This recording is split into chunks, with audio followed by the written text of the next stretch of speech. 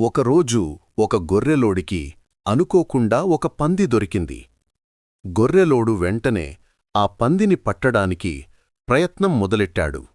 పందికి చాలా భయమేసింది. అది కేకలు పెడుతూ అటూ ఇటూ పరిగెత్తింది. నానా గోలపెట్టింది. ఎలాగో కష్టపడి గొర్రెలోడు దాన్ని పట్టుకుని భుజంమీద వేసుకుని వెళ్లసాగాడు. అప్పుడైనా పంది గోలపెట్టడం ఆపిందా? లేదు. దాన్ని మానాన్ని అది వదలకుండా మహాగోల పెడుతూనే ఉంది.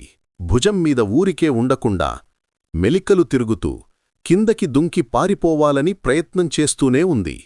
అలా గోల పెడుతున్న పందిని చూసి గొర్రెలోడి వెనక్కున్న గొర్రెలన్నీ నవ్వడం మొదలెట్టాయి.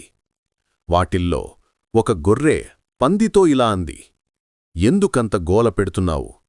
ఎంత సిల్లీగా కనిపిస్తున్నావో తెలుసా? ఈ గొర్రెలోడు మమ్మల్ని కూడా ఇలా పట్టుకుని నడుస్తాడు. కాని మేము ఎప్పుడూ ఇలా గోల పెట్టము. మర్యాదగా చెప్పిన మాట వింటాము.